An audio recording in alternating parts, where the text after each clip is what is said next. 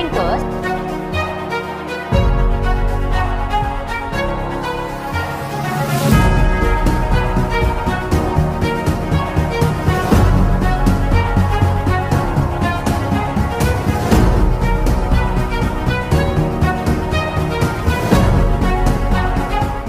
నమస్తే folks, welcome to my channel.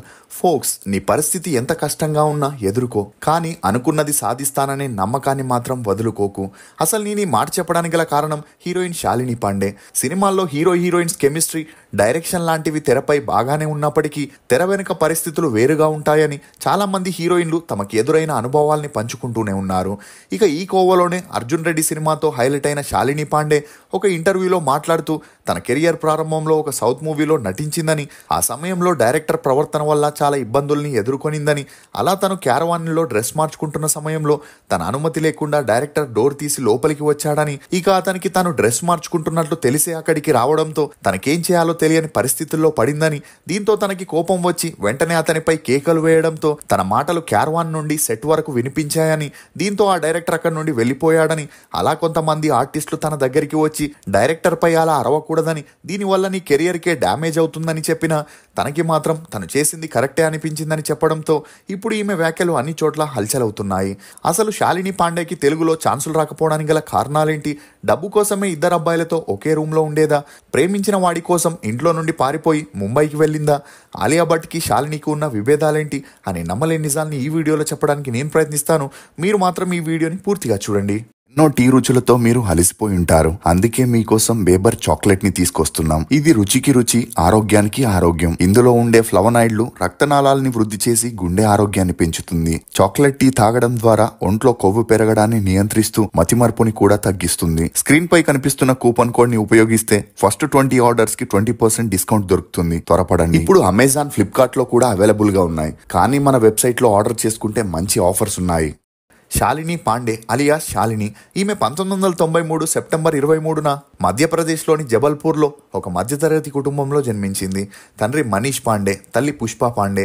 ఈమెకి పూజ అనే చెల్లెలు కూడా ఉంది. ఇక ఈమె తండ్రి గవర్నమెంట్ క్లర్క్ జాబ్ చేసి కుటుంబాన్ని పోషిస్తే, తల్లి క్లాసికల్ డాన్సర్ అవ్వడంతో చిన్నపిల్లలకి డాన్స్ నేర్పిస్తుండేది. ఇక అలా ఈమె స్టూడెంట్స్ జబల్పూర్లోని డ్రామా ట్రూప్ లో పర్ఫామ్ చేయగా తన ఇద్దరు కూతుర్లని అక్కడికి తీసుకెళ్లి ఆ నాటకాన్ని చూస్తూ ఎంకరేజ్ చేయడంతో అది చూసిన శాలినికి కూడా నాటకాల్లో నటించాలని ఇంట్రెస్ట్ ఏర్పడి తన తల్లితో డాన్స్ నేర్చుకుంటూ డ్రామా ట్రూప్ లో చిన్న చితక పాత్రల్ని చేస్తుండేది. కానీ తన తండ్రికి శాలిని అలా చేయడం నచ్చేది కాదు. ఇక శాలిని తన స్కూలింగ్ ని జబల్పూర్ లోని క్రీస్తు చర్చ్ గర్ల్స్ సెకండరీ హై స్కూల్లో చదివింది. చదువుల్లో చురుగ్గా ఉన్న శాలిని బాగా చదివి తండ్రిలాగే గవర్నమెంట్ జాబ్ లో జాయిన్ అవ్వాలనుకుంది. ఈ క్రమంలోనే తన ఇంటర్ పూర్తవగానే గ్లోబల్ ఇంజనీరింగ్ కాలేజీలో బీటెక్ లో జాయిన్ అయింది. అలా అక్కడ ఈమె చేసే డాన్స్, యాక్టింగ్ ని చూసి తన ఫ్రెండ్స్ అందరూ ఎంకరేజ్ చేస్తూ సినిమాల్లోకి వెళితే మంచి హీరోయిన్ అవుతావు అని పొగడంతో అప్పటి నుండి శాలినికి సినిమాలపై ఇంట్రెస్ట్ పెరిగింది. దీంతో మరింత ఎక్స్పీరియన్స్ కావాలని తన తల్లిదండ్రులకి తెలియకుండా డ్రామా ట్రూప్ లో హీరోయిన్ గా చేస్తూ మరోవైపు బీటెక్ ని కూడా పూర్తి చేసింది. అలా ఆ తర్వాత తన తండ్రి యూపీఎస్సీ ఎగ్జామ్స్ కి ప్రిపేర్ అవ్వమని చెప్పగా అందుకు శాలిని తను ముంబైకి వెళ్లి సినిమాల్లో తన టాలెంట్ ని ప్రూవ్ చేసుకోవాలనుకుంటున్నట్టు చెప్పడంతో తన తండ్రి శాలినిని కొట్టి తిట్టి ఐఏఎస్ చదవమని, లేకపోతే పెళ్లి చేసి పంపించేస్తానని చెప్పగా శాలినికి ఏం చేయాలో తెలియని పరిస్థితుల్లో పడింది. ఈ క్రమంలోనే తాను చేసే నాటకాల ట్రూప్ లో దివుగత్ అనే అబ్బాయిని కలవడం, అలా వీరిద్దరికీ పెరిగిన మంచి పరిచయం కారణంగా వీరిద్దరూ ప్రేమలో పడ్డారు.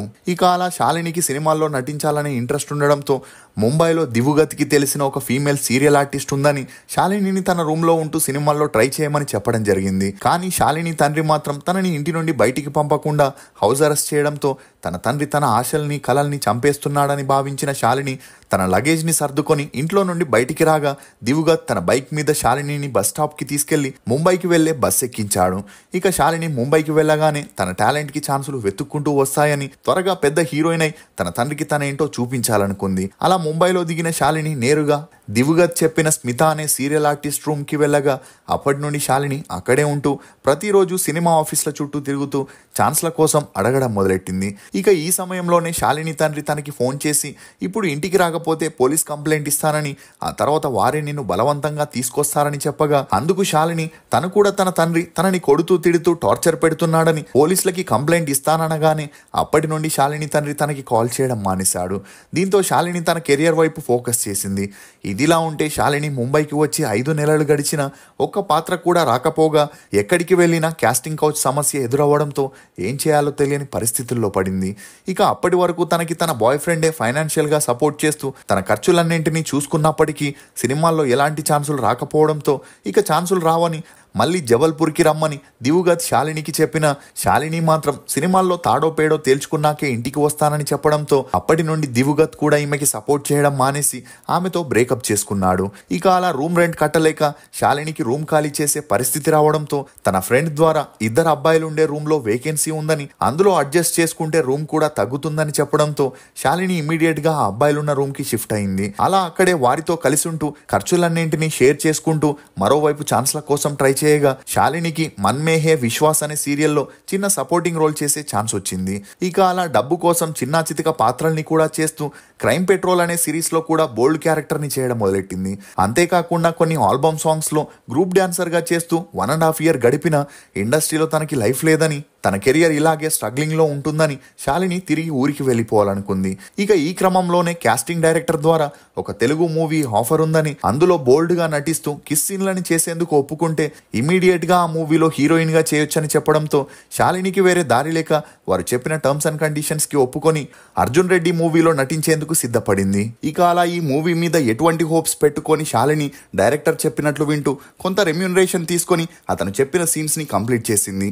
అలా అర్జున్ రెడ్డి మూవీ 2017 ఆగస్టు 25న రిలీజ్ అయి సూపర్ డూపర్ హిట్ అవ్వడంతో విజయ్ దేవరకొండకి డైరెక్టర్కి మంచి గుర్తింపు వచ్చిన శాలినికి మాత్రం తన మొదటి మూవీలోనే బోల్డ్ క్యారెక్టర్ చేయడం, అందుకు తోడు తను బబ్లీగా ఉండడంతో ఆ తర్వాత ఈమెకి హీరోయిన్గా ఛాన్సులు రాలేదు. ఇక అలా హిందీలో మేరీ నిమ్మో అనే మూవీలో హీరోయిన్ ఫ్రెండ్ క్యారెక్టర్ చేయడంతో తనకి తెలుగులో కూడా సపోర్టింగ్ రోల్స్ రావడం మొదలయ్యాయి. అలా ఆ తర్వాత మహానటి ఎన్టీఆర్ కథానాయకుడు మూవీలో నటించగా ఆ మూవీస్తో ఈమెకి మరిన్ని ఛాన్సులు తగ్గాయి.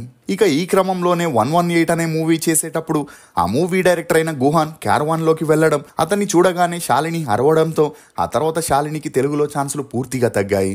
దీంతో తన మకాన్ని తమిళ ఇండస్ట్రీకి మార్చేసి 100% కాదల్, గొరిల్లా అనే మూవీస్ని చేసిన ఆ మూవీస్ అన్ని రిలీజ్ అయి ఫ్లాప్ అవడంతో ఏం చేయాలో తెలియని పరిస్థితుల్లో పడింది. ఇక ఈ క్రమంలోనే కొంతమంది సలహా మేరకు శాలిని దిల్ రాజుని కలిసి తన సిచ్యువేషన్ని ఎక్స్ప్లెయిన్ చేయడంతో తనకి ఆ ఇద్దరి లోకం ఒకటే అనే మూవీలో రాజ్ తరుణ్ సరసన హీరోయిన్గా ఛాన్స్ ఇచ్చాడు. ఇక అలా ఒకవైపు ఆ మూవీ చేస్తూనే మరోవైపు హిందీలో ఓటీటీ మూవీస్లో యాక్ట్ చేస్తూ బిజీ అయి శాలిని తెలుగు మూవీని కంప్లీట్ చేయకపోవడంతో దిల్ రాజుకి శాలినికి మనస్పర్ధాలు వచ్చి గొడవలు మొదలయ్యాయి.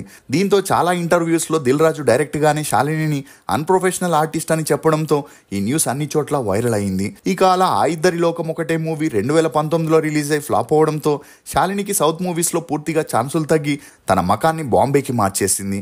ఇక అలా శాలిని కాస్త బబ్లీగా ఉండడంతోనే హిందీలో ఛాన్సులు రావట్లేదని లైపోసేషన్ ద్వారా సన్నమై గ్లామర్ ఫోటోషూట్ని చేసి సోషల్ మీడియాలో మరియు పేపర్ మ్యాగజైన్స్లో పబ్లిష్ చేపించగా ప్రొడ్యూసర్ మనీష్ శర్మ శాలిని ఫొటోస్ని చూసి తనని కలవడం, అలా అతనితో పెరిగిన మంచి పరిచయం కారణంగా శాలినికి రణ్వీర్ సింగ్ సరసన జయేష్ బాయ్ జోర్దార్ మూవీలో హీరోయిన్గా చేసే ఛాన్స్ వచ్చింది.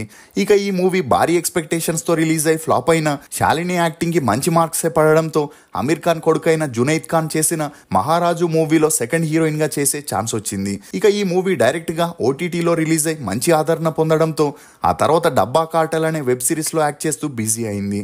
ఇక ఇదిలా ఉంటే కూతురు ఒంటరిగా ఇండస్ట్రీలో చేస్తున్న పోరాటాన్ని చూసి శాలిని తండ్రి మళ్ళీ తన కూతుర్ని కలిసి ఇప్పుడు ఫ్యామిలీ అంతా తనకి సపోర్ట్ చేస్తున్నారు. అలా ఇప్పుడు శాలిని హిందీలో ఓటీటీ మూవీస్ వెబ్ సిరీస్లని చేస్తూ బిజియెస్ట్ ఆర్టిస్ట్గా మారి మరో 3 ప్రాజెక్ట్స్కి సైన్ చేస్తున్నట్లు తెలుస్తుంది.